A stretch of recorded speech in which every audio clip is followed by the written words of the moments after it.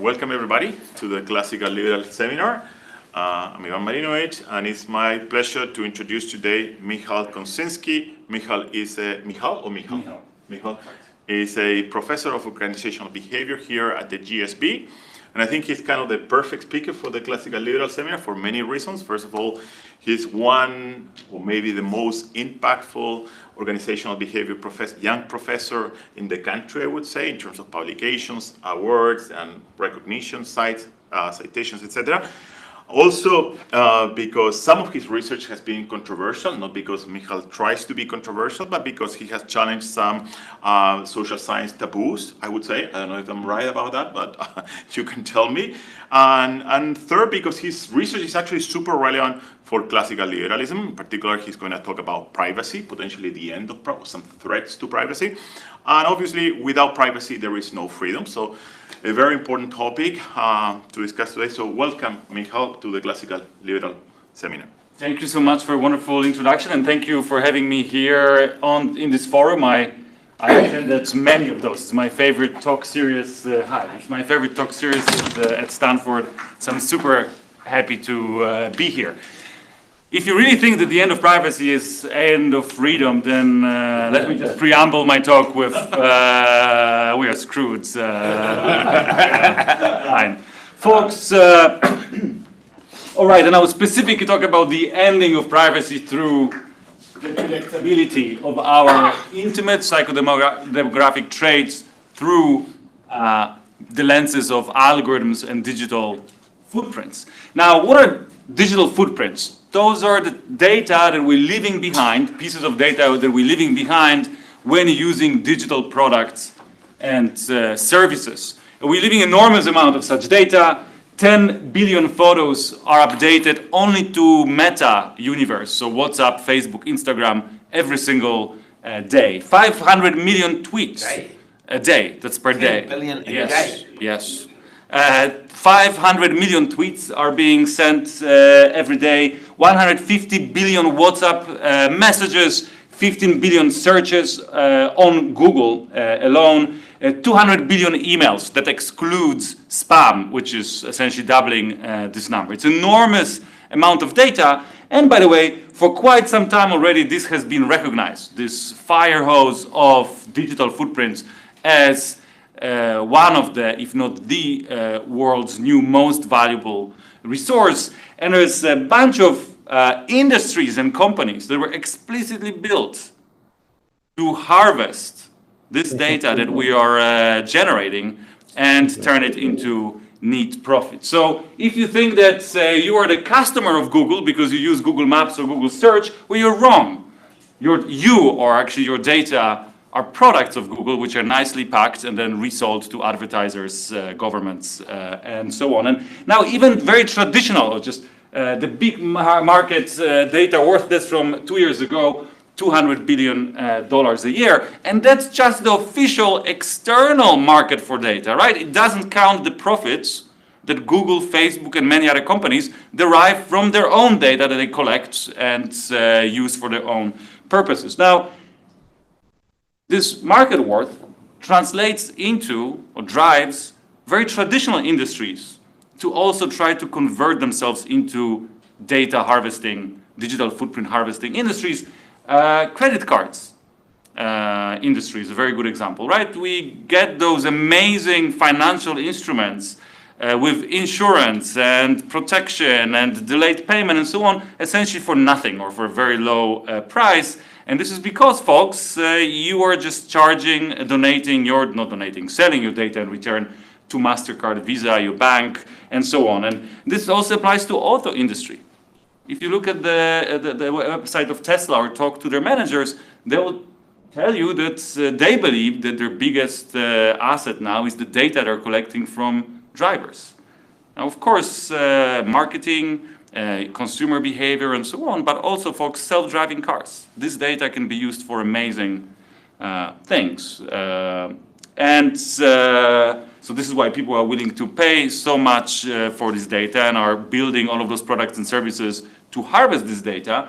Now, as a psychologist, I focus on one particular application of those digital footprints, which is behavioral or psychological predictions. So trying to see what those companies can essentially extract from this data to be used for our benefit or against our benefit. And one of my earliest studies focused on predictive powers of one of the most typical generic type of digital footprint, which is Facebook likes. So let me show you a little video that comments on what predictions can be derived from Facebook likes.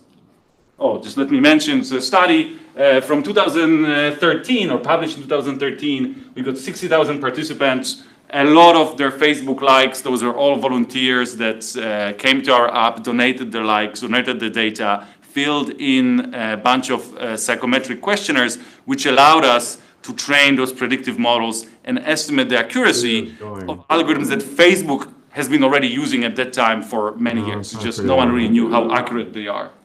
Someone on Zoom saying something. Yeah, I think they just. This is just noise. Okay, let me show you the video then. Mike isn't. Clicking like on Facebook is something most of us do without thinking.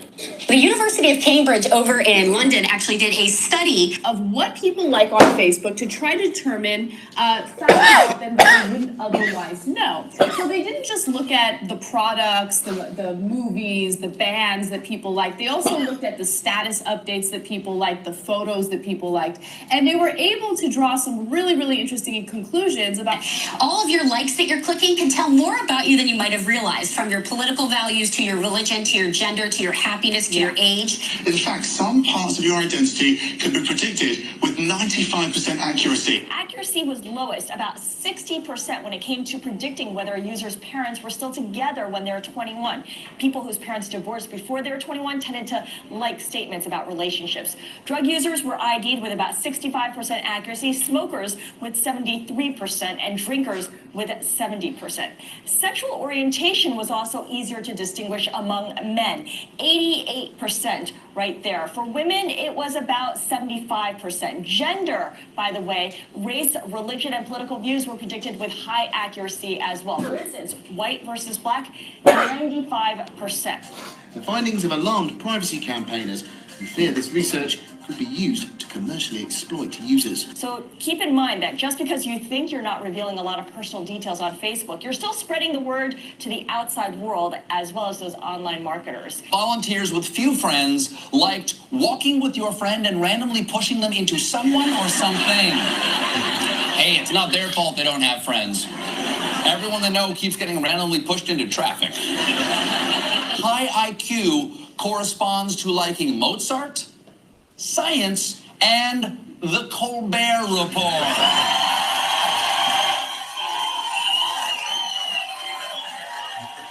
Research indicated people who like Harley-Davidson motorbikes are generally of low IQ. We right to reply. I'd say our average customer is probably more intelligent than most, and we've certainly got a lot of customers who are people from Cambridge University for a start. A like on Facebook can reveal if you're a gay man.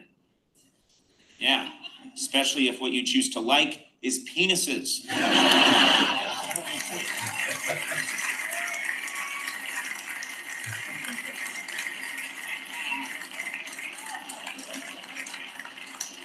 That's my wife walking in. I'm like, oh, it's a joke. By the way, don't be an idiot and think that if somebody clicked on Wicked the Musical that they're gay automatically, or they clicked on Harley Davidson and they're stupid automatically. Ironically, that would make you stupid.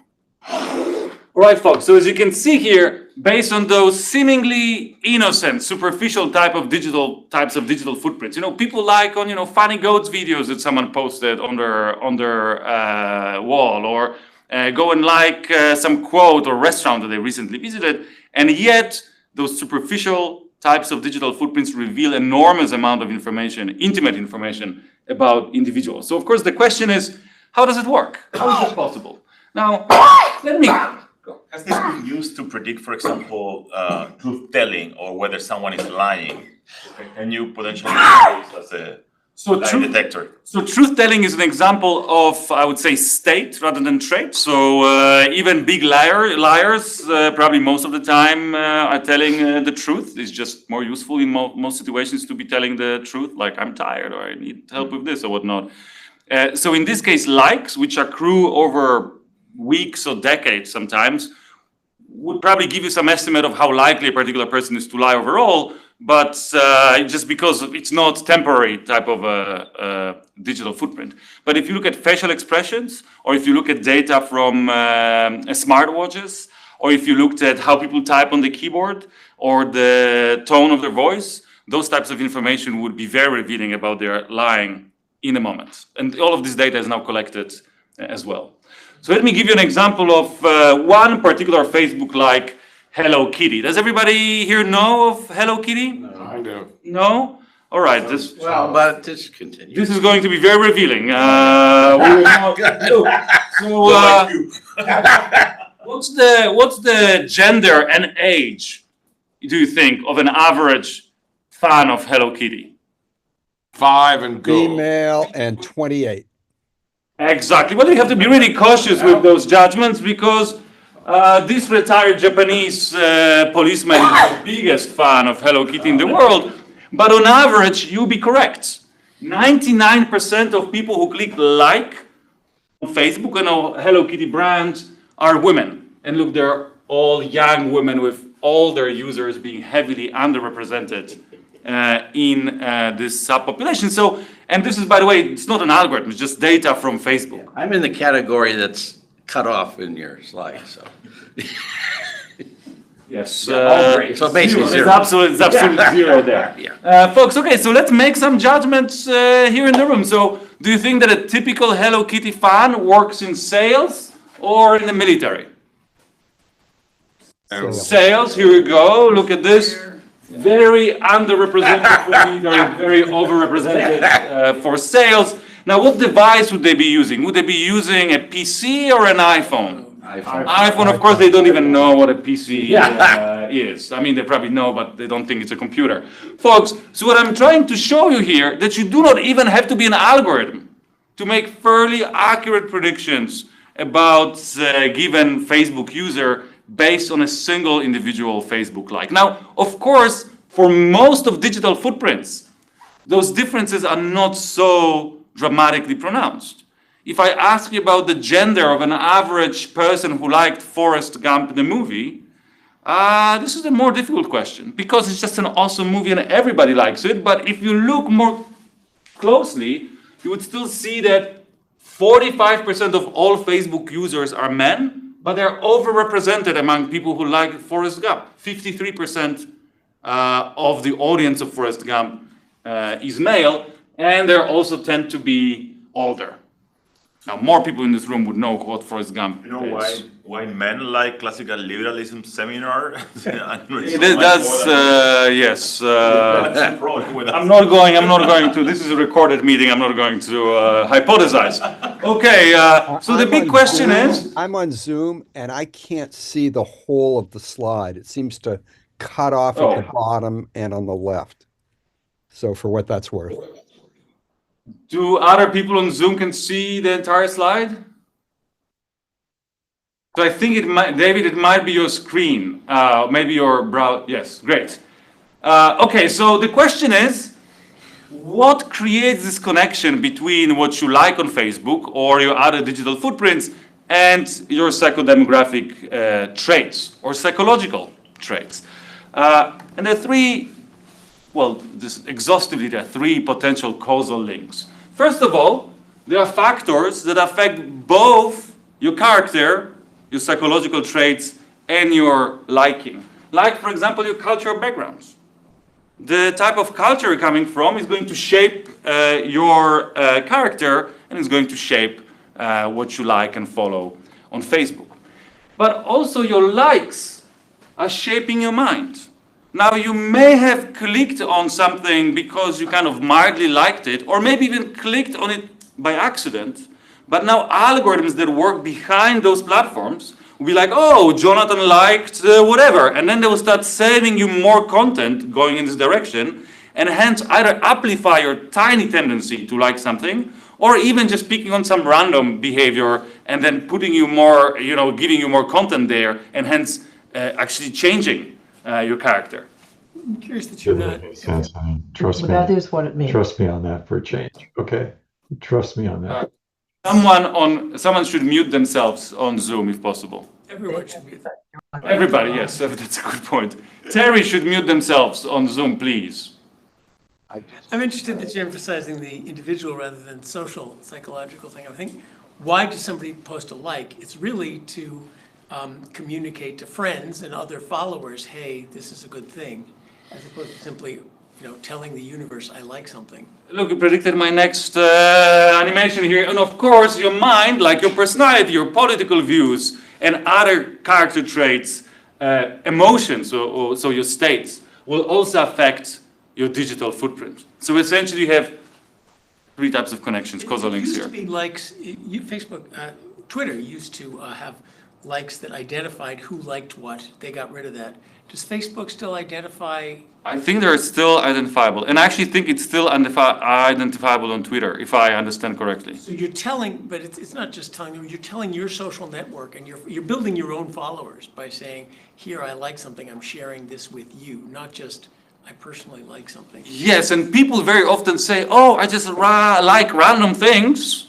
How can you tell anything about me from those random things I'm liking? To which, the immediate answer should be like, hey, how many Nazi parties did you like recently, right? Like, and if you're not talking to a Nazi, it's probably going to be 0, which essentially are more, there's less randomness in our liking than we think.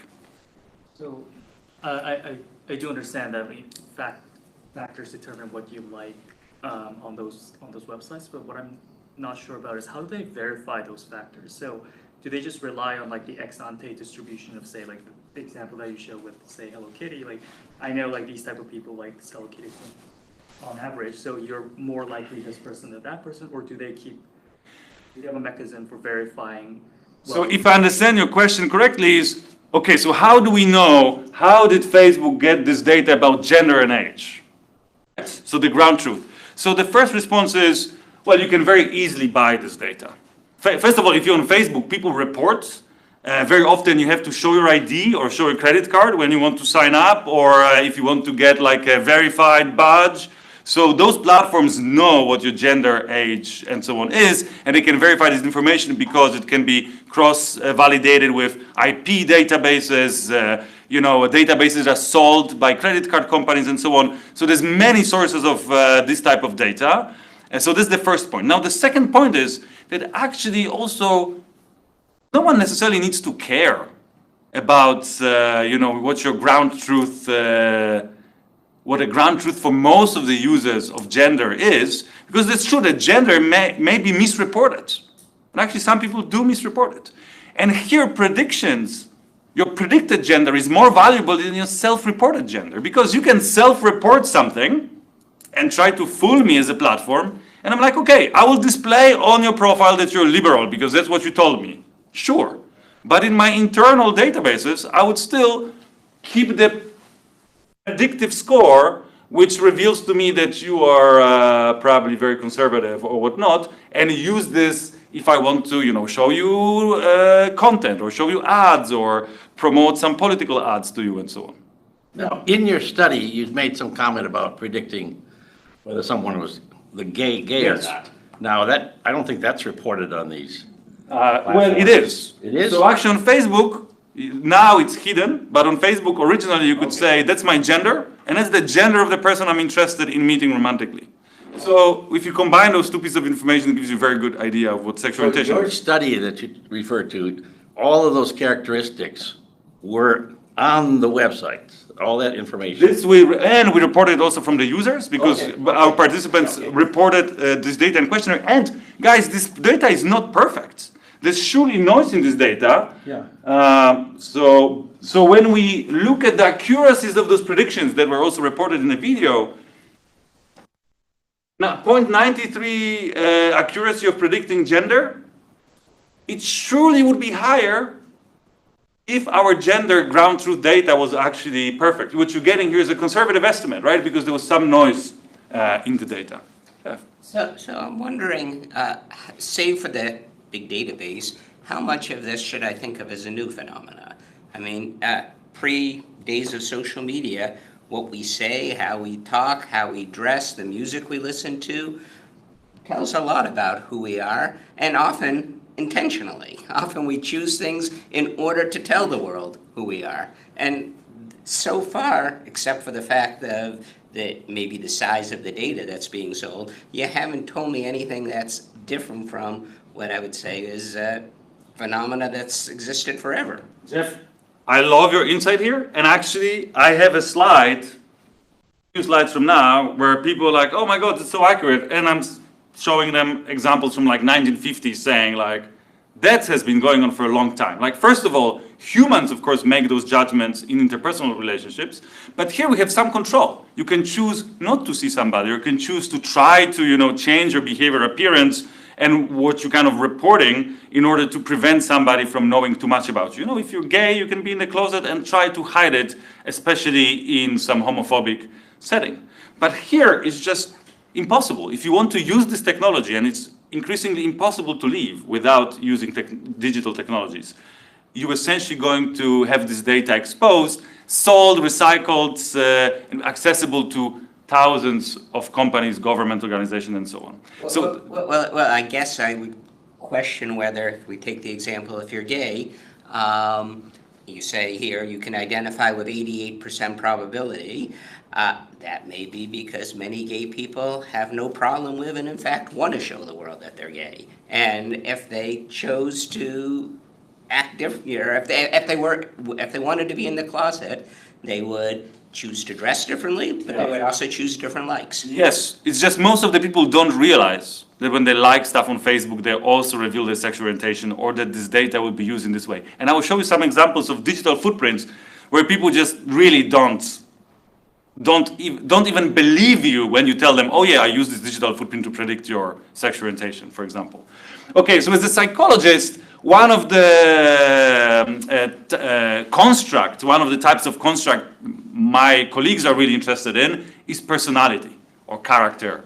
And here we have a plot showing you that the more Facebook likes you can record from somebody's Facebook profile, the more accurate are the predictions of personality. And we don't have any psychometricians in the room, I presume. So let me tell you, this is really accurate. How accurate it is? If I measure your personality using a carefully crafted clinical personality questionnaire, and then I measure your personality again using the exact same questionnaire a few months later, the correlation between those two scores is going to be between 0.8 and 0.85. What you're seeing here is that with around 300 Facebook likes, you go to up to 0.7, correlating your like-derived score with your personality. So you're kind of reaching the test-retest reliability of the tool itself. Can you predict earnings? Oh yes. Oh yes. Socioeconomic. Oh yes. Even more easier than personality. And let me just show you another example of how accurate those predictions are. So Facebook likes is not the only way in which we can predict someone's personality. We can predict it also from the responses to a personality questionnaire, but we can also use informed other reports. So friends, your family members, your colleagues, if they know you, they are going to be able to predict not only your personality, that actually may be difficult because sometimes people don't understand the labels, but what we use in those studies is that we will give Jeff a personality questionnaire to fill it in for Jonathan, to predict Jonathan's responses to different personality questions, and in this way we can check how well Jeff knows Jonathan, right? So here you go. The correlation between people's self-reported score and scores for them reported by their colleagues is 0.27. That's a very good correlation, guys. That's a very big effect size. And yet you can reach the same accuracy with 10 random likes from people's profiles. Friends and cohabitants are, of course, more accurate than family members. And finally, your spouses know you the best. And yet, folks, this should be really upsetting.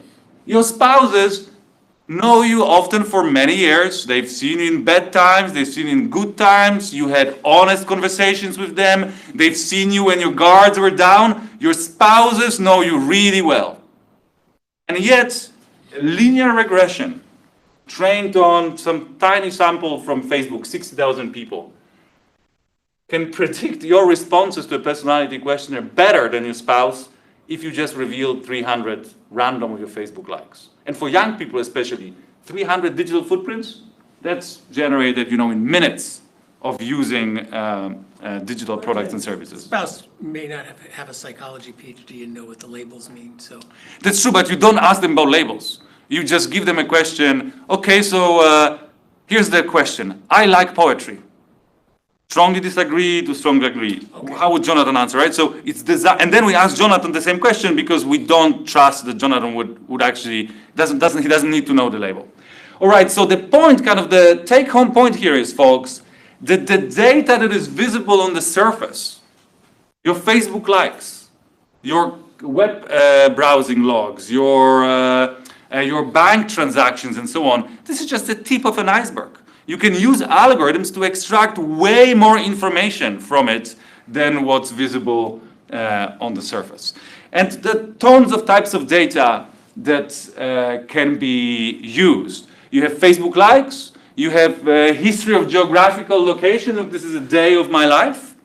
Now, by just observing GPS location of a single person's day, you, first of all, you know how much they move, you know something about their health, you know what time they get up, you know what time they go to bed, you know something about the demographic traits, you know where they work, you know where they pray, you know where they drink, so you know something about their religion and so on, you know when they go to church, if they do, you know their affluence, you know something about their diet. Now you can combine my GPS logs with logs of other people. So then you can see where people overlap. And maybe they overlap more often than random, meaning that you start being able to plot social networks, which reveals now information about people's political views because there's homophily. Liberals tend to hang out with liberals, and they tend to hang out in liberal bars and in liberal politicians' rallies and so on.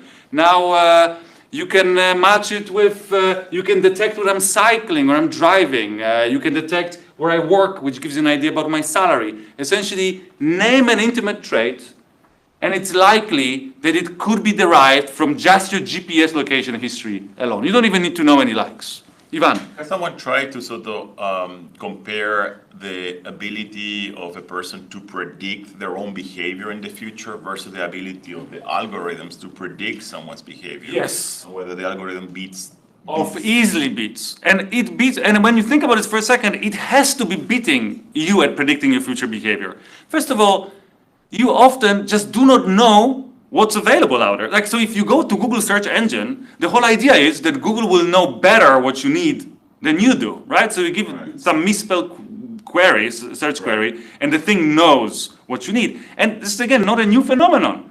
You go to a doctor, give doctor some data about your symptoms, and then you learn something from the doctor about yourself that you would never predict. Right. Because the doctor is trained by literature and observing other cases what your symptoms are translating into. So like just. So Yuval Harari has this book, I don't know if you know Yuval Harari, Yes. So he argues that eventually, this is a bit of science fiction, but his argument is that eventually we're going to get to a point where instead of you choosing, your husband or your wife, you're going to delegate that decision on the iPhone or the computer, essentially the AI algorithm, because the algorithm is going to be better able to predict, good matches. And you already do this, of course. By the way, this chapter is a better job, and no one pays attention to that. This chapter is based on those two papers I'm presenting here, actually, in Yuval's book. Yeah. And the point, folks, here is, first of all, it's not new. Culture, social norms, legal rules are also examples of algorithms. And they have been affecting how many wives you can have or husbands, what wife and husband is legal, what age is legal, what's the distance in social hierarchy that you can marry, and so on. Those norms and rules, religious and legal rules, were affecting those choices. And the search engine of a matchmaker They were already affecting those choices for the longest time, but now, of course, the digital versions and AI-driven versions of the same algorithms started picking up. Take dating websites, right? You're not seeing random users there. Now, interestingly, by the way, when you think that a dating website is going to match you with the person that you really love and you're going to have amazing time with, no, you're wrong, of course. Don't be stupid. I actually, a lot of the data that I'm using in this presentation comes from the largest dating websites in America. I just got a lot of data from them. And one thing that I offered in return for them donating this data to me is like, guys, do you want me to like predict for you, like marriage and divorce data is publicly available in many states? Do you want to predict for you like what really makes people tick? And they were like, are you stupid? Like, we have this data for years, of course we know. And of course we are not using this information because user that gets married, it's just stops paying subscription. Specifically don't want to make this choice easier. It still strikes me that online ads are terrible. I wish they would target ads at me more effectively, but the crap they try to sell me has nothing to do with what I want. Exactly, but it's like with a dating website. Facebook matches you not with a product you're going to buy, because Facebook doesn't care. Facebook matches you with an advertiser that's going to pay the most for your eyeballs. And also Facebook, Microsoft, Google, all of those ad platforms have incentive to keep you on the market as long as possible. If I know that you are in the market for Ford Explorer, I'm going to first sell your eyeballs to all of the other auto producers and charge them for showing you ads before I, show you the ad of this stuff you want to buy. Now you get some pushback from the economists. I mean, why are they willing to pay so much money if people aren't buying the stuff that they're advertising? Because of how market is shaped. So I spent many years at Microsoft Research. I would help them to what I thought was like, wow, we can build those algorithms to improve the targeting of advertising. And we would go from Microsoft Research to the commercial part of Microsoft to this manager. And the manager looks at reports and says, first of all, guys, you really think you're the first to think about this? Second of all, are you stupid? We do not want the perfect match because there's an auction system. People auction for eyeballs. And if you make matching that is too good, then the price of eyeballs on the market collapses. So it could be there's a different optimum where, for example, Facebook or Microsoft gets a cut on a sale of the car.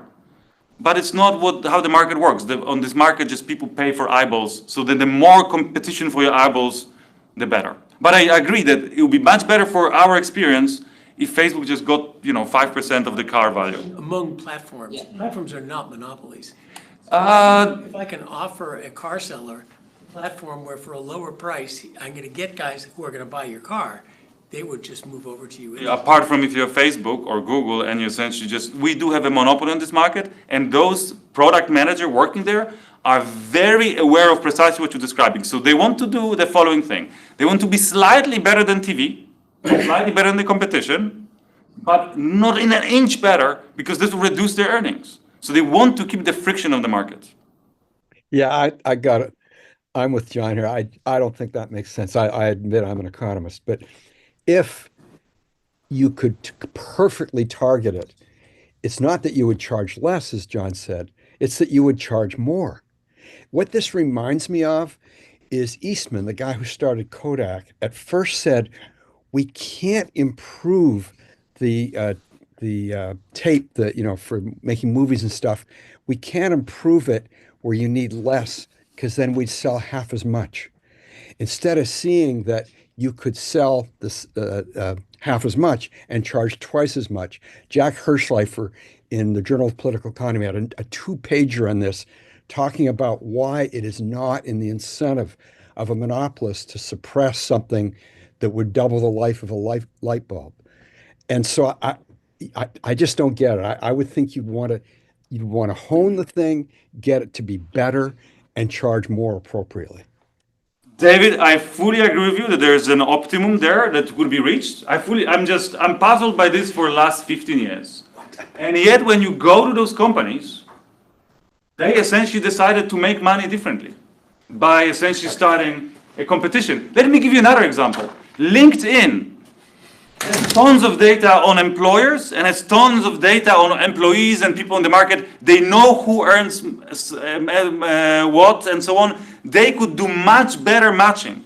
And yet what they're earning on is just maybe because that's what people are willing to pay for. It's like a dating website.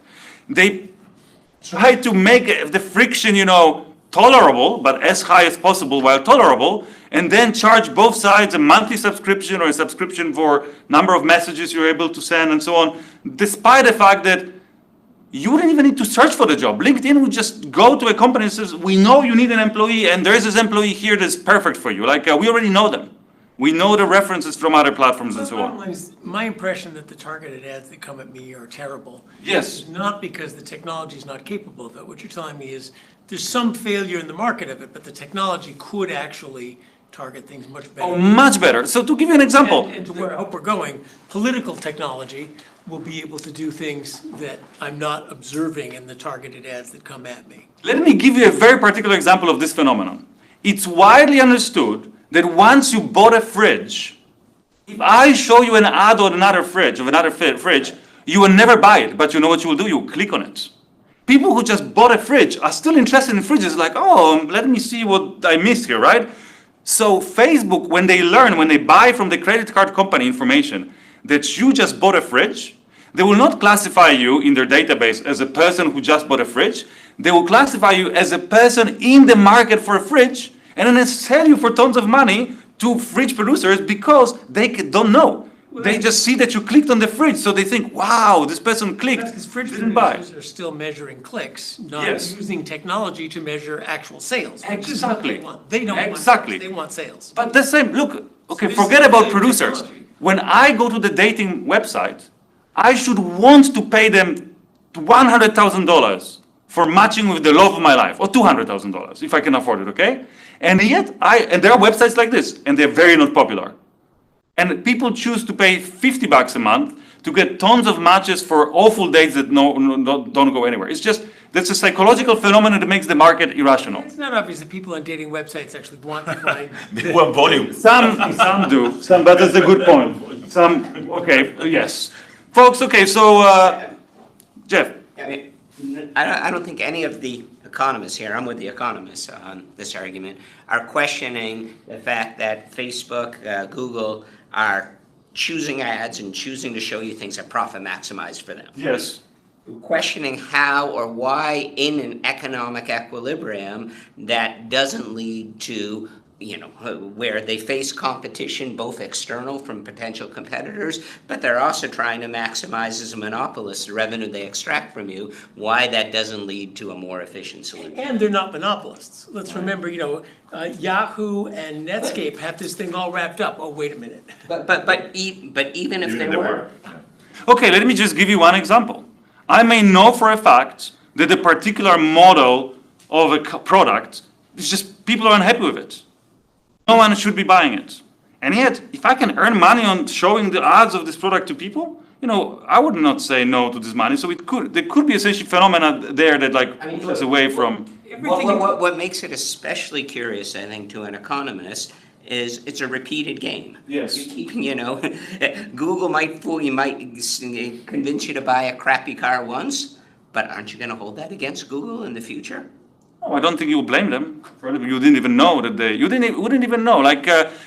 When you're getting a poorly matched ad, you just think they're stupid, they just don't know. And I don't click on them, and I don't buy the crap, so it's a complete waste of we all buy crap. Everything else has relentless improvement, even when there's only 2 or 3 companies competing with each other. Guys, there's yet another point there, which so I don't have a slide for this. Companies are aware that if they target you too accurately, it becomes creepy.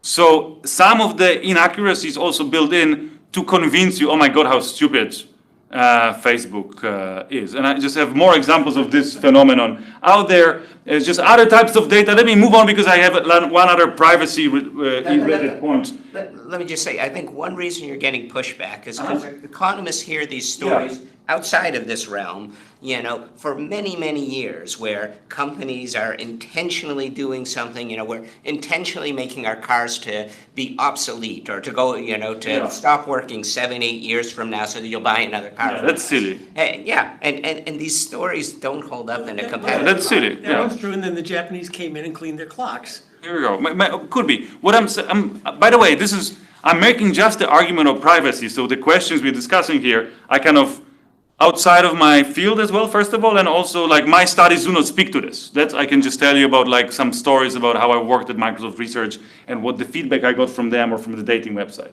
So just let me go back to the data, the types of data that are revealing about our intimate traits, and we can go back to discussion afterwards. So the same with songs. You may think that you listen to random songs, those songs are not really related to your character. Not true. Just particular types of people with particular personalities, political views, religious views, just listen to different, slightly different songs. Your tone of voice, your accent, the types of things you are mentioning around your smartphone or around your smart device. Your email data is just out there and available for companies, Google in this case, to mine. Is it encrypted? No, your Google, your email is just open text. You can try to encrypt your email, by the way. Now, interesting, from privacy protection point of view, a lot of the actions that people take to protect their privacy are counterproductive. Because if you're getting too good at not leaving digital footprint behind, then first of all, your data that is still out there fetches higher price. And second of all, you become a person of interest. So to give you an example now, I worked with GCHQ back in the UK, trying to advise them on trying to protect the privacy or still monitor what's going on out there. And they would tell me there are tens of thousands of people in Great Britain that if you just read their tweets and other data that is out there, it's clear that they just sympathize with terrorists and want to blow people up and just put this toxic, poisonous content out there. And it's just too many of them. And by the way, saying many toxic things is not illegal. Well, it is in Great Britain, but go ahead. Now, maybe actually now it's more illegal now. And depending on which direction you go as well. Yes, it's a good point.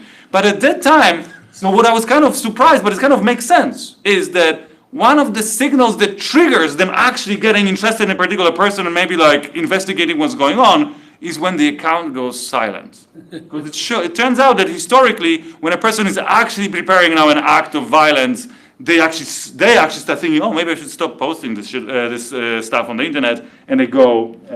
On the privacy issue, one of the companies that you listed initially was WhatsApp. Yes. But I've been seeing WhatsApp commercials on TV claiming that no one can see anything, not even WhatsApp. That's true. The text of the messages in WhatsApp is encrypted. Okay. And by the way, it saves those companies also tons of headaches. Yeah. Because, then the government can come and say, I want to know, and then you say, we just don't know. Right? Exactly. But I don't need to know what you're writing.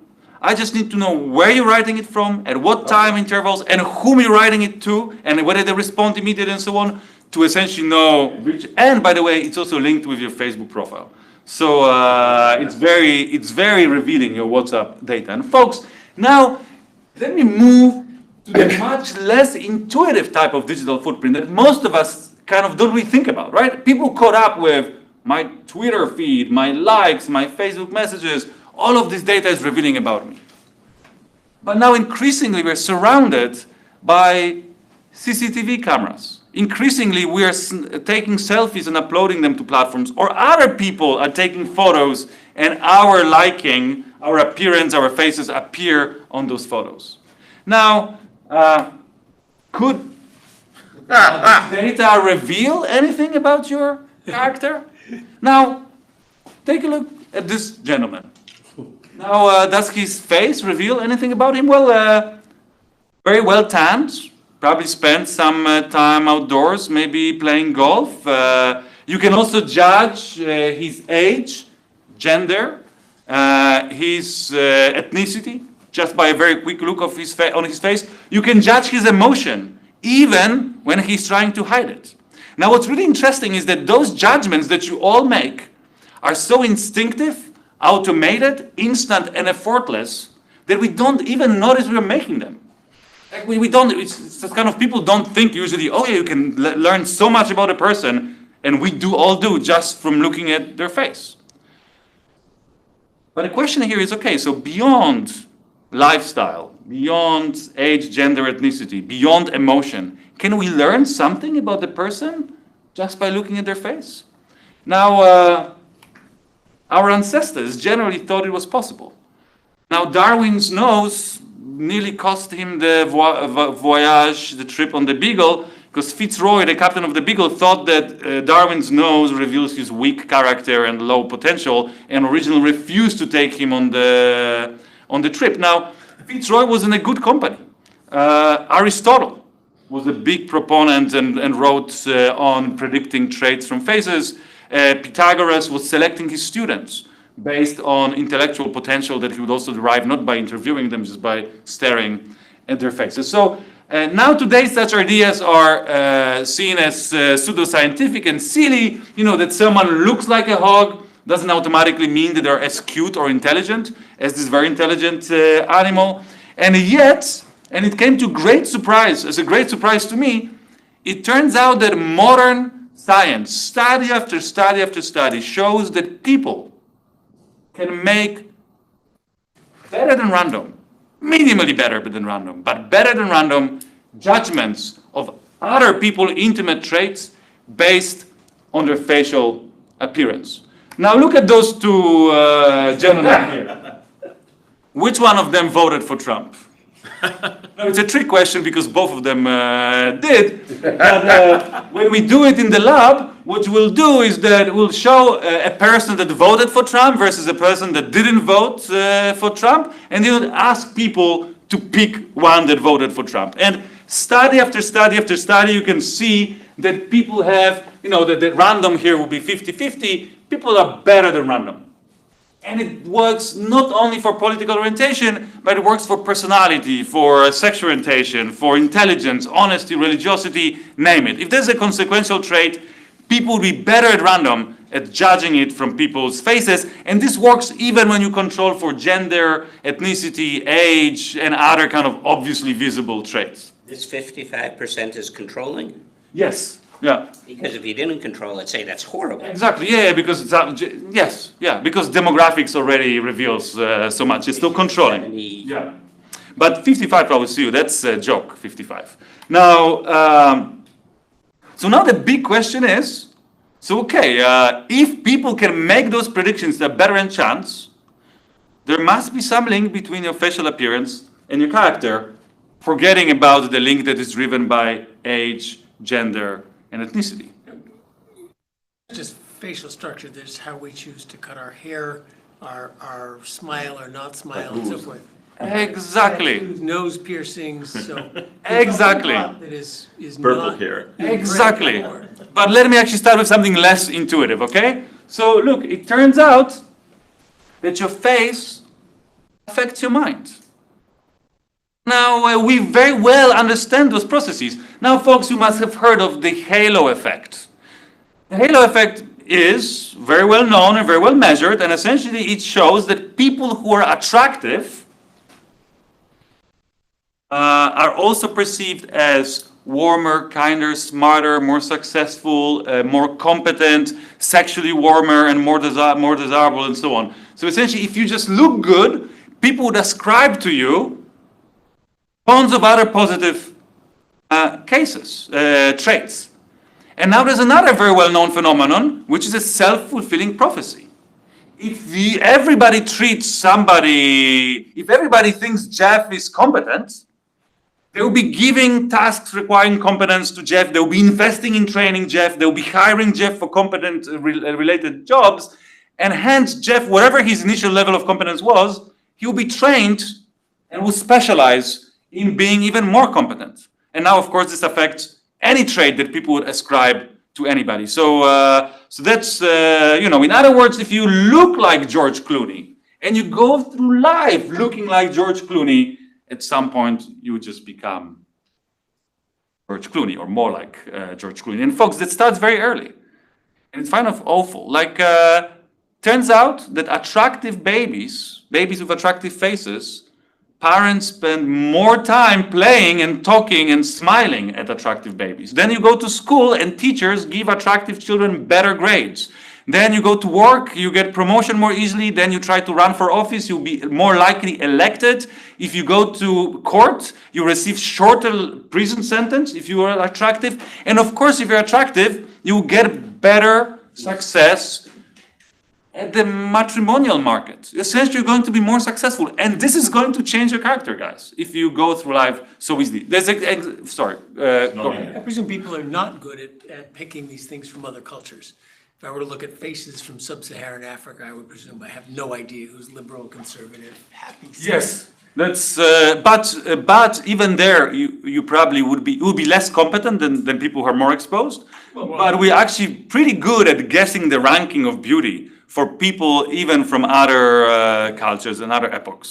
Because I wouldn't be good at cows. Yes, I'm not sure if cows would agree. Though even, okay, actually, I would argue that your ranking of cows would be somewhat similar to the bull's ranking of cows. And let me tell you why. Because facial beauty, what we think is facial beauty, if you actually try to figure out what people think is beautiful, 3 aspects.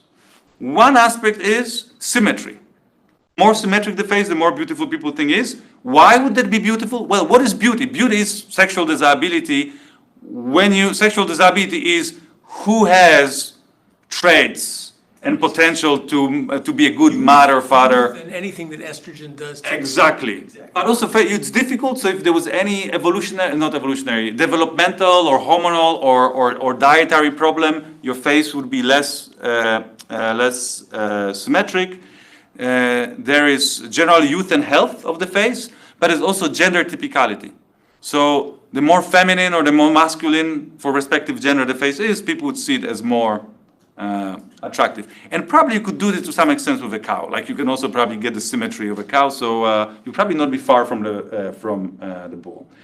Okay, guys, so I hope I convinced you that there is, and it's just few examples of how face can affect your mind. Now, but there are of course many mechanisms going in the other direction. Your mind affects your face. If you are a cheerful and gregarious individual, character traits, you're going to smile and laugh more to lead to you developing wrinkles around your eyes and corners of the mouth.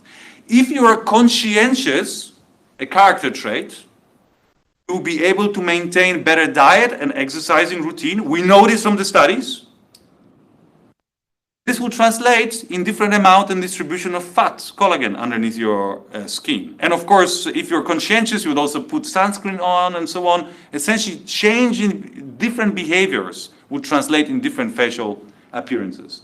And finally, folks, there's a huge number of factors that affect both face and your mind. George Clooney's children will inherit not only his money, but also his character to some extent, and also will inherit his facial appearance to some extent. Testosterone is very well known. High levels of circulating testosterone are very well known for raising your hairline, but they're also known for changing your character. You can give people a shot of testosterone and they'll become more assertive, more dominant, more sexually interested in sex and so on. So there's just a whole range of things that testosterone does, both to the facial appearance, or in terms of facial appearance, testosterone will make your skin thicker, make your facial hair more dense. It will change the distribution of fat underneath your skin. Essentially, it would masculinize your face, and it works for both men and women at any stage of life.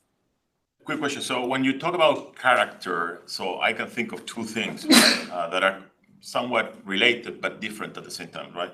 Your psychological propensities, like, psychological traits, and then your moral character, which is different. Might be, related, but it's different. So do you distinguish between these 2 things, or you treat them as if they were just the same thing? I would say that in both cases, there's some human universal nature, right?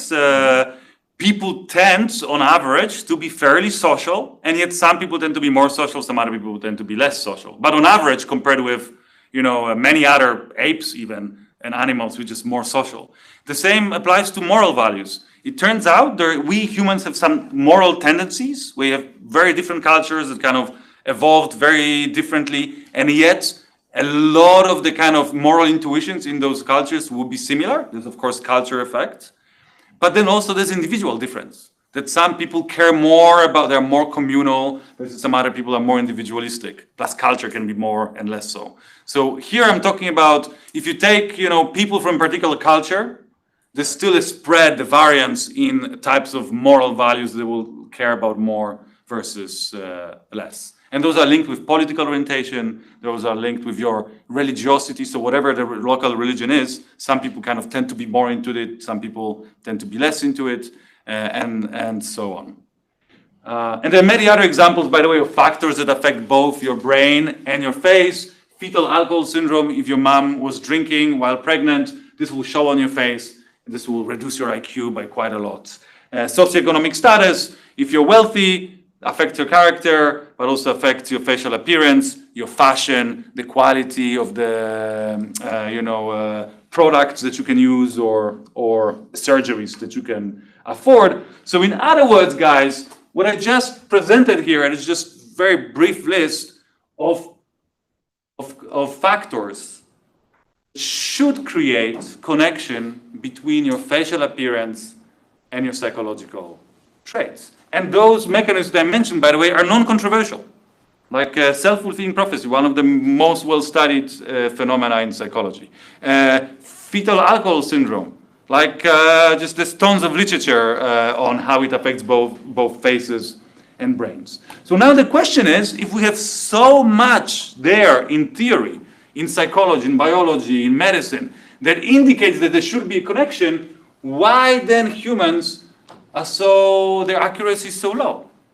Now there are two potential explanations. One potential explanation is, despite all of those mechanisms, maybe it just doesn't work. Maybe they just cancel each other in some strange way. Maybe it's just there's no really information on your face about your character.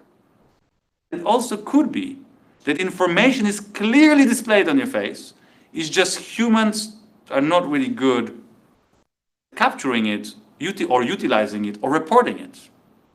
And let me conduct a little experiment here in the room that will... Information about what? About your character. We're really good at telling gender. Yes, but what about my extroversion? Yeah, well, that might not be that important to... Yes, maybe it's displayed. So that's my point. Maybe it's just take... extroversion specifically. Extroversion versus introversion, right? Everybody understands. Some people are more social and outgoing. Some other people are kind of more shy and introspective, introverted. Now, folks, look, those are two female psychologists, exactly the same age, same ethnicity, the same country. Their name even starts with the same letter. Which one is more extroverted? Right. Who thinks it's right? Hands up. Who thinks it's left? Hands up. Here we have a roughly 50-50 split. It's not that clear, huh? Okay, let me do it again. You have to raise your hand. Who thinks that Sandrine here is more extroverted, more social? Hands up. She's more social? 2 hands up. Who thinks Sandra here is more social? Hands up. Okay, we have majority now for Sandra. Guys, you're right. Sandra scores, she's a typical extrovert. Sandrine is a typical introvert. On average, when we show hundreds of pairs of faces, people's accuracy is between 55 and 60. It's pretty low. But look what happens when you amplify the signal. And you can very easily do it. Just average 10 faces of introverts, introverted females, and 10 faces of extroverted females. Folks, everybody knows which of these groups is more extroverted, okay? Look, glasses, no glasses. Whatever hairstyle, blonde hair, most likely dyed. Neutral facial expression, smiling. When you take a bigger picture, you can actually see the clothing is much better and more revealing. Makeup on the extroverted side, right?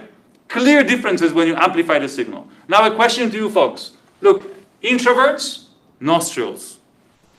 Extroverts, no nostrils. Anybody can guess what's happening? Those jobs, no. That was my first guess. Yeah, that's what I gave it. Okay, clearly you must be an introvert, okay? I don't know. Guys, extroverts know how to take selfies. They are social animals. They know how to present themselves. Folks, if you are to remember just one thing from this talk, if you want to take a good selfie, take it like this from above. Your face will be longer, it will look better, more attractive, but also your nostrils will not be visible. Guys, this is 10 women here, 10 women average. There's not even a shade of a nostril. They all took a picture like this. What I'm trying to show you here is that there is signal, it's just we are not really getting it. It's just too weak for our ability. But now, folks, we also saw from AlphaGo through advertising algorithms that whenever we use an algorithm to make those types of predictions, those algorithms very quickly learn how to outperform humans. There's just more training data, they're less biased, they don't get tired, they can look at millions of data points at the same time, and so on. So our hypothesis here was, and this is just completely counter-normative, it's completely breaking the dogma of social science, that hey, maybe, even if people's accuracy is very low, maybe the algorithms are actually very accurate at this. And luckily, you can very easily test it. So what we did here is we took 1 million social media pictures of volunteers and people from dating websites. We would crop their face out and then would run this face through a typical popular facial recognition algorithm, VGG Phase 2. That's an open source algorithm trained by people at Oxford. All of your phones, many platforms online use this or similar algorithm. Now, we did not train this algorithm to predict political orientation or personality. We just took out of the box algorithm, the same one that's just trained to recognize your face. And then what we did is on top of this algorithm, we just would use a logistic regression to see whether there's a difference between the facial vector produced by this algorithm for a liberal versus a facial vector produced by this algorithm for a conservative. And then we would express the accuracy by running the same task that I ran here on you. We'll give this logistic regression a liberal and conservative face and see whether it kind of classified them correctly. So here we have an accuracy of humans, 55%, accuracy of an algorithm that was not trained to predict political orientation. This algorithm was just trained to recognize the same face across multiple images. And yet the accuracy goes up by quite a lot, 70%. That's a very high predictive accuracy. Your regression is training. So regression is trained, but our regression doesn't change the facial recognition algorithm. The facial recognition algorithm just extracts some facial features. Yeah, it gives you like a facial number. Facial basis, and yes. A vector, and yes. the vector, you train the vector. And now we train a cross-validated regression to see whether there's difference between liberals and conservatives, right? So you still need, so by the way, at this stage, you still needed some labeled data to train the regression to recognize. Right. But now with ChatGPT, you can go to ChatGPT, upload an image, and say, hey, is this a liberal person? Or which of those two images is liberal? And ChatGPT will be like, no, you can't do this, don't ask me this question, blah, blah. And you say, come on, amuse me, like just guess. And if you can go around the censorship, the accuracy is without any training data, like here.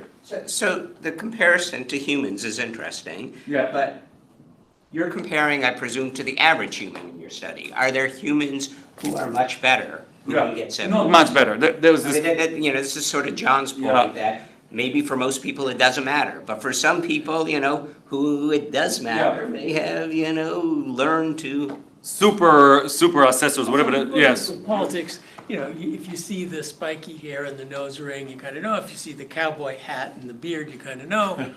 So definitely there's variance in people's accuracy.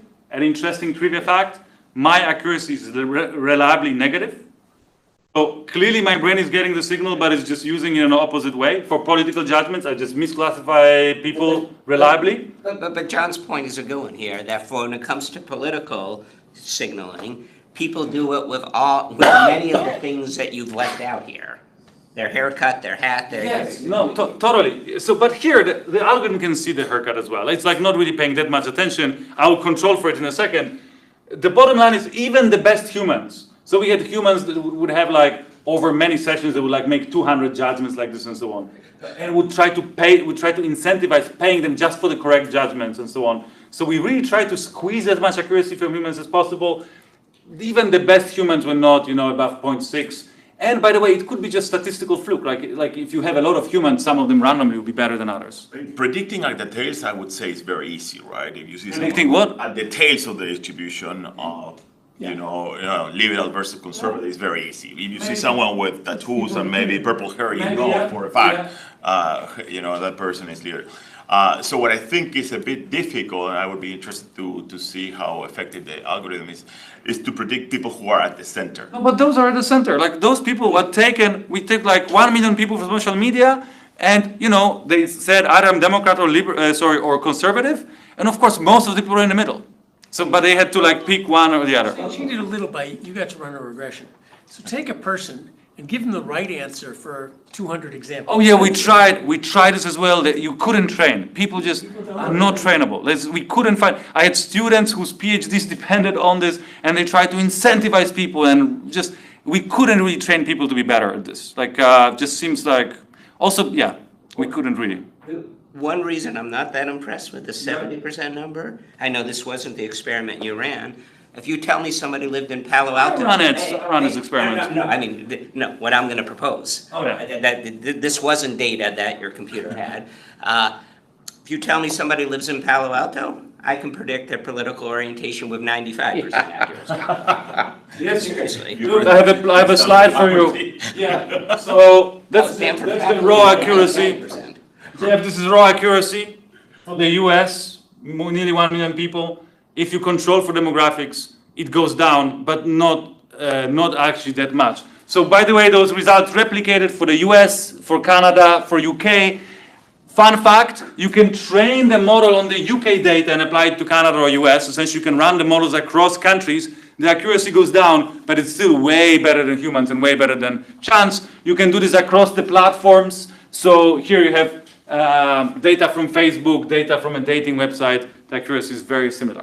But where I hope we're getting sooner or later, which is, do we have to worry about this for our political freedom? Figuring out someone's political orientation is, I wouldn't start with looking at their face. I would, with the data we have, I know exactly. I know their voter registration, I know what kind of car they drive. Exactly. We got your political orientation. Exactly. So I'm just showing here that, guys, if you really think, oh, I don't use online banking and I'm not liking anything on Facebook, well, just your face is as revealing to an algorithm. You are exactly right. Who cares about processing faces? Those are huge files. You need a lot of computing data and so on. And who cares? We have the donation data from your online banking system, right? So just let me, as a out of scientific interest, show you as well that there are some interpretable properties of faces, like your head pose, your facial expressions, whether you wear sunglasses or not. Where there's some little predictive power when it comes to political views. Oh, this is predicting political views. Yes, predicting political orientation, liberal versus conservative. But look, facial recognition algorithm. Again, not trained to do this. This algorithm was not fine-tuned to predict your political orientation. So this is a conservative estimate. If we fine-tune it, we just did a logistic regression on top layer. If you actually fine-tune the whole network, it would be even better. And just, guys, let me run through few more slides here. Is it all self-presentation? It could be. There's just fashion, beard, makeup, and so on. So what we did to try to see if it's just self-presentation, we collected 600 facial images from 600 people in the lab. They were shaved, we removed the makeup, we hid their hair, we're all wearing the same, not the same exactly, but the same model of a black t-shirt. We positioned them in front of the camera. They got a lot of instruction how to keep their expression neutral. The camera was perfectly facing them directly to kind of remove as much as possible, not all of course, but as much as possible, remove the self-presentation layer. And then we did exactly the same procedure. And what you can see is the accuracy is even higher. If you remove the noise of different resolution of the features and different angles and so on, the accuracy goes up. Do you have evidence or a view on how much of the accuracy is biological versus social? By the way, how much the accuracy can be parallel, meaning it could be that your demographic traits reveal your facial shape. And other properties, kind of biological properties of your face are revealing. And it could be that your style and fashion choices and facial expression are also revealing, and a lot of the variance can be shared. So people sometimes make this mistake. They say like, I can predict just based on demographics. If I remember correctly, just based on your demographics, age, gender, ethnicity, I can predict your political views with accuracy of like 0.6 or 0.62. whatever it was, something around that. So then people say, oh, haha, so we just went 0.8 higher. It's like, no, I didn't, because this is already controlling, by the way, for demographics, right? This shared variance in prediction. Like the fact that I can predict your gender by taking a picture of your face versus by taking a picture of your Facebook likes, there could be overlapping information. Okay, so just to summarize. That didn't answer the question. I mean, do you think the underlying mechanism is estrogen, testosterone? Do you think it is social traits that we picked up that? I think it's all of this. So but that's why I have this circle. I think it's self-presentation, fashion choices. There's how my face affects my life and my character, and how my character and my life affect my face. So I would be surprised. This is multi-determined phenomenon. And by the way, folks, this is what probably cost me tenure, that people thought that that's what I'm looking for. People just were thinking, oh, he's probably trying to figure out which one is the... What's the problem? Why is that a problem that you are trying to figure out? Because it's counter-normative. In academia. It's counter-normative. As a psychologist, the whole dogma is your appearance is not related to your psychological traits. And if it is, you are a Nazi. You are a doctor. The blank slate hypothesis. And this as well. Dr. Mengele, this is literally how people in academic writing would refer to this study. Dr. Mengele in academic fucking writing. Social science. Can I ask a question? You said this has been totally interesting, but you just said one of the most interesting things. You said it cost you tenure. You don't have tenure? Yes, I just got denied. My tenure case was denied here at Stanford. That sucks. This is one of the most interesting talks I've ever seen, so I just want to put that in. David, where were you when we needed people in my committee? I'm not He's in Monterey. And you know it was this Mengele business? I don't know because you can ask my colleagues that were in the room at that time. Let me just summarize then before that, let me just summarize, guys. What I'm just showing you here is that we're living a growing amount of data online because we migrate more, and we are surrounded increasingly by digital products and services. And those algorithms are getting better at extracting intimate traits from this data, meaning we have every passing year, we have less and less privacy. To which people say, hey, what about protecting my data from leaks? Well, let me just show you this picture. Yeah, we should be protecting data from leaks. It's not possible, guys. Not to mention that many technologies just work better when data is shared. If you are able to use Google Maps without revealing your own location to Google Maps, that's very technologically very difficult. You would just be free riding on the backs of all of those other schmucks that share the data so you can have your recommendation. And that applies to all sorts of other things. Medical data. Of course, I want my medical data to be private because whatever, insurance companies and other risks. But on the other hand, the more we share this data, the more efficient the drug discovery, the pandemic discovery, and so on. We all will live longer and better if we share data more. Not to mention that many of us just like sharing our data and want to boast about what they did yesterday and so on. So people say like, so what? Okay, we're sharing more data, the privacy goes away, who cares? Well, if you were not in the coma for the last 20 years, you would know there are some very serious consequences of people losing their privacy. Cambridge Analytica is a very good example. So despite the fact that I was banging for many years about how Facebook likes can reveal people's intimate traits, and that Facebook is doing it, by the way, in response to my papers, Facebook at least switched off likes from being completely public to just being available to you and your friends. Before that, when I was writing my papers, you could type facebook.com/ give any random number, and if this number matches the user ID, so you could just really randomly hit, it will give you all of the likes of the user, everything they ever liked. So at least after this paper, they stopped it. Now, Cambridge Analytica did exactly this. After 5 years of me saying, guys, just please protect this data more, Cambridge Analytica came about, would use Facebook likes to predict people's voters' personality, and then would use the knowledge of people's personality to craft a message for them to discourage them from voting. And then, by the way, the other side was doing it as well, but the other side was using more experienced people who were smart enough not to say it, whereas those guys were just young, they came from a different industry, so they just would go on stage and say, and look, we reduced the voter turnout by X%, which is illegal in many places and also very not kosher in many places. So this is why they got in trouble, and Mark had to put on the suit, look, and explain what happened to the senators and of the US senators. And then he would say, guys, really, I didn't know it was possible. That's shocking to me. Completely forgetting that this is Facebook patented technology, 2012. Predicting personality from essentially Facebook likes. I know people who designed it. I didn't come up with those algorithms. I was just testing their accuracy because it was not publicly known. And also, let's not forget, Facebook's business model depends on them being able to figure out what your characteristics are and then target you with ads very inaccurately. You know what would be interesting to do maybe is to track the Facebook likes of Stanford students as when they join the university and how that changes over time.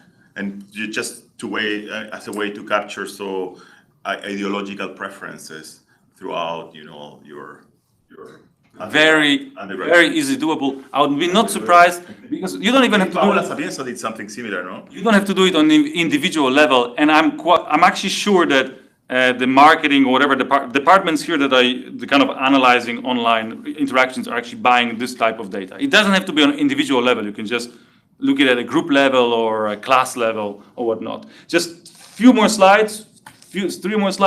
And folks, it's not just creepy political marketing and discouraging voters from showing up. It turns out that your other intimate traits can be detected, much more dangerous intimate traits. So you have two composite images, 100 males behind each one of those images. Can you guess what trait they're differing on?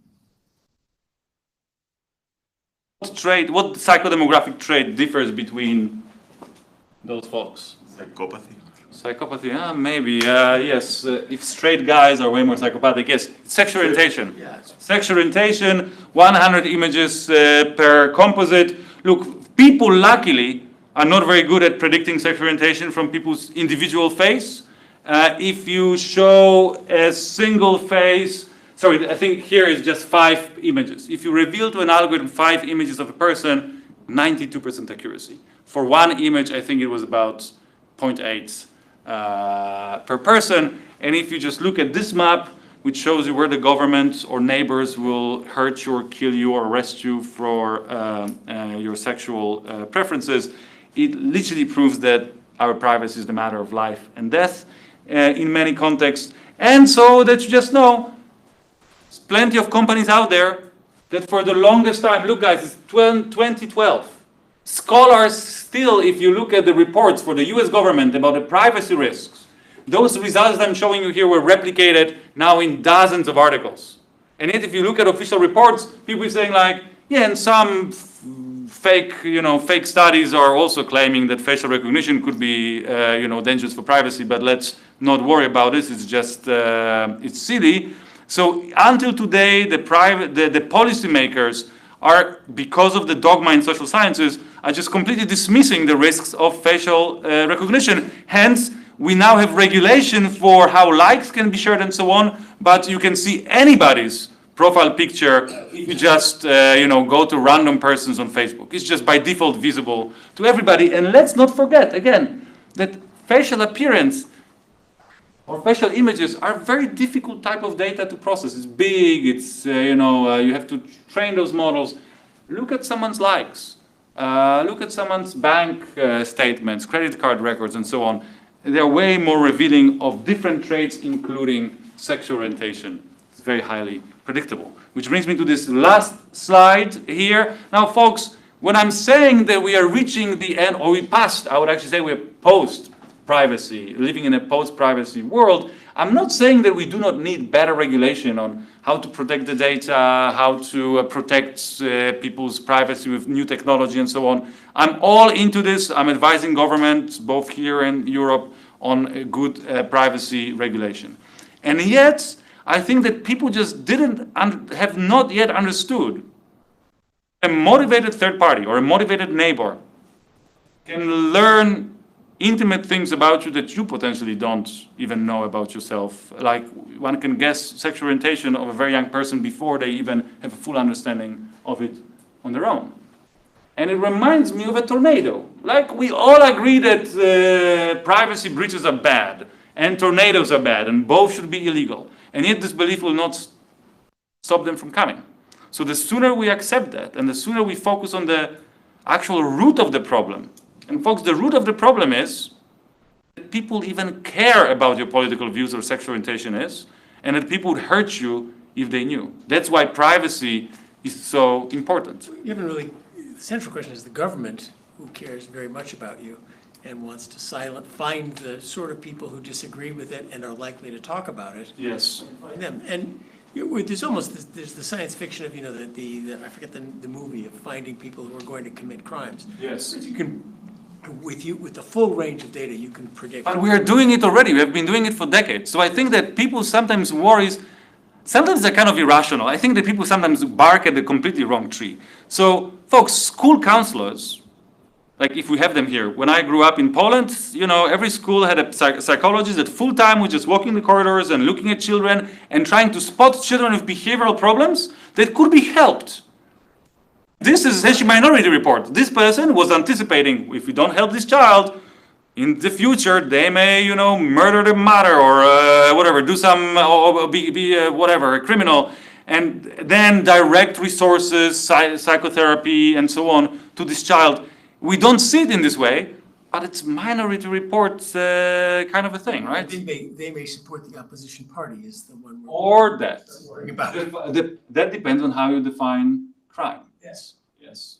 So I think essentially that we can no longer say, okay, let's buy oil from Saudi Arabia. That's true, they would kill you if they knew you were gay, but you know what, if you're gay, just don't tell anybody and it'll be fine. Well, we cannot really use this argument anymore because now people in Saudi Arabia just don't have a place to hide.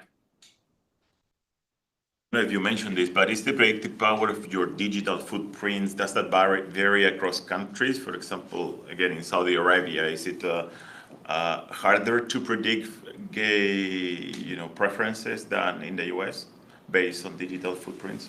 Definitely a bit harder. Mm-hmm. So, for example, in the US, whatever Pornhub.com is whatever third most popular website here, and however many, 70 million Americans used it in the last 3 days. It's crazy. So you essentially don't have to run any complex predictions. Just go and look at the title of the video that the person has watched most recently. Now, there might be countries where people just don't have access to such environments where it becomes so obvious.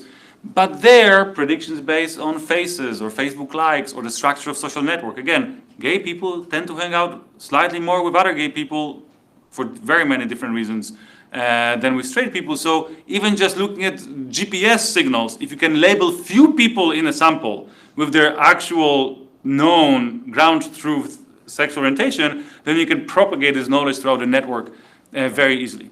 So I would say predictability slightly more difficult, but still way beyond acceptable. Question about Saudi Arabia. And first of all, I want to make clear, I'm not defending their laws, but are there laws against being homosexual or are there laws against acting on homosexual preferences? Yes, I mean, it's probably because homosexuality probably cannot be really safely diagnosed without observing a behavior. Yeah. So I would say that a behavior would matter in this case. But yeah, so I don't know, I'm not a legal scholar, but I would also argue that if you just make an accusation, that's how the regimes work as well, right? Like if you just make an accusation, you can then either blackmail somebody or just persecute them, even if they're not, if they never, expressed, or even if those preferences are not real. That's another problem. That's just the fact that those algorithms theoretically work, it's already very bad because then someone can claim that they used it. Right, that's right. I mean, Britain, for example, before they got rid of their laws, if you didn't act on it, you were fine. It's just that's very difficult to do. But yeah. Yeah, Jeff. So I thought the conclusion was a bit too simple. Well, we should try to move to a world where we don't care about these traits. That may be a good prescription when it comes to sexual orientation, but what if the trait we're talking about is IQ or kindness? Or, I don't think you can, it's not clear it would be a good thing. You should definitely care about measuring IQ. Oh, no. I think it's very problematic that there's no privacy on these traits, but, I don't think a practical prescription is, well, we need to move to a world where we don't care about IQ. By the way, we do care about IQ, and that's an unfortunate fact. And by the way, there are many good proxies for IQ. So if you want just one number, why is it your income, your education, your socioeconomic status. Why is it an unfortunate fact? Why is it an unfortunate fact? Because there's some traits where just more of it is better. Like IQ is the best predictor. If you just want one single number that predicts many different things, IQ is the best predictor of your longevity, your marital satisfaction, your happiness, your health, your success on the job market, and so on. Essentially, one could argue we should give as much healthcare and as much IQ to everybody as possible. And just some people, sadly, there's a distribution.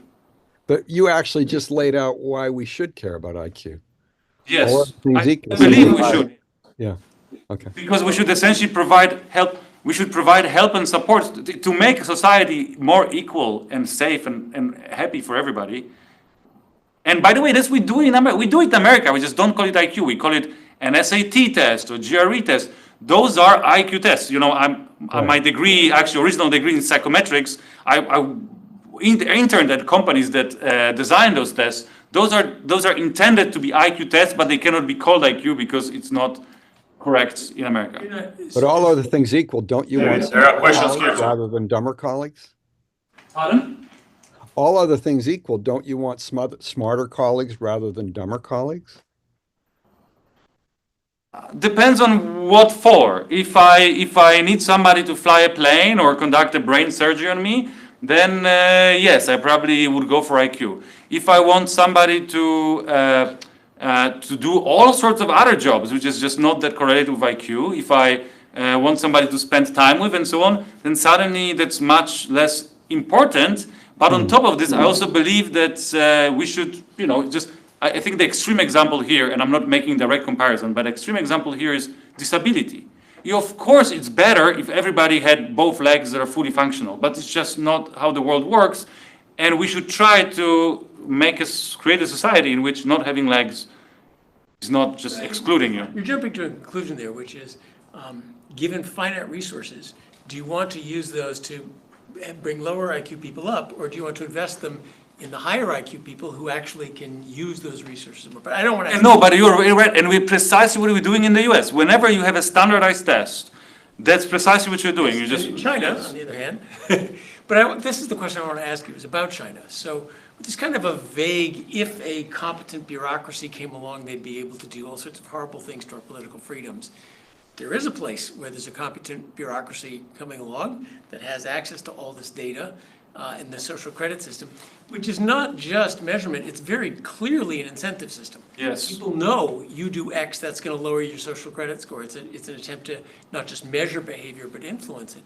Yet my impression is that the social credit system in China, which has access to all this stuff, is not nearly as powerful as what you're hinting could be done here. Now, I don't know enough about how well social credit works in China, but we have that system sitting in front of us on the earth today, and how well is it working, or how dystopianly is it working? So if we were to trust papers and articles and investigations by, for example, The Economist, it seems that the worrying part of it, which is this system can be clearly abused, very much, by the way, like autocratic governments, which when it works fine, it works very fine. But then the Cultural Revolution comes and it doesn't work that fine suddenly, right? So I think that we should not confuse a temporal benefit from a long-term benefit, and the same applies to social credit system, which, by the way, we have in America as well. It's called a credit score. Yeah. Try to go and buy something with a low credit score.